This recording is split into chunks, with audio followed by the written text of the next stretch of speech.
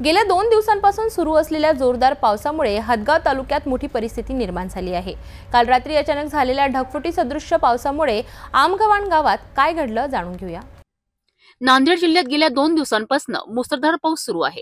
याच पावसामुळे हदगाव तालुक्यातील आमगव्हाण गावात ढगफुटी सदृश्य परिस्थिती निर्माण झाली आहे। रात्री अचानक पाण्याचा प्रवाह इतका वाढला की गावातील नदीला पूर आला।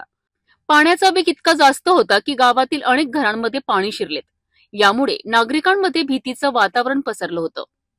सुदैवाने काही तासांनी पाण्याचा जोर ओसरल्याने मोठा अनर्थ टळलाय, परंतु या पावसामुळे आमगव्हाण ते शेबार पिंपळी हा मार्ग पूर्णपणे बंद झाला आहे।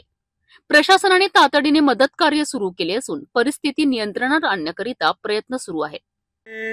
ढगफुटी दृश्य पाऊस झाल्यामुळे जवळपास 1 किलोमीटर वाहतूक सगळी ठप्प आहे आणि घरादाराने सगळीकडे पाणी गेलेलं आहे आणि शेबार पिंपरी आणि रोड हे बंद पडला आहे। तरी प्रशासनाने ताबडतोब दखल घेऊन याचा हे मार्ग काढावा हीच विनंती। इकडे दृश्य पाऊस झाल्यामुळे सगळ्या घरादारांना सगळ्या पाणी गेलेलं आहे। हे पहा इकडे पहा सगळीकडे पाणी गेलेलं आहे आणि कोणतेही प्रशासनाला सांगूनही बी आतापर्यंत कुणी आलं नाही। लगातार 2 दिवस झाले ढगफुटी चालू आहे या विभागामध्ये। तरी ताबडतोब सगळ्यांनी यायची कृपा करावी हीच सगळ्याला विनंती आहे। हे दृश्य पाऊस पहा इकडे घरात पाणी गेलेलं आहे, शाळामध्ये पाणी गेलेलं आहे, पुन्हा मंदिरामध्ये घरामध्ये लोकांच्या पाणी गेलेलं आहे।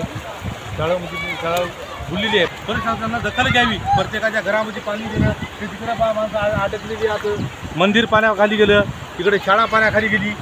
आपण पाहिले की निसर्गाच्या या रौद्र रूपामुळे एका रात्रीत गावकऱ्यांवर मोठं संकट ओढवलं। सुदैवाने कोणतीही जीवितहानी झाली नाही, पण या नैसर्गिक आपत्तीमुळे नागरिकांचे मोठे नुकसान झाले।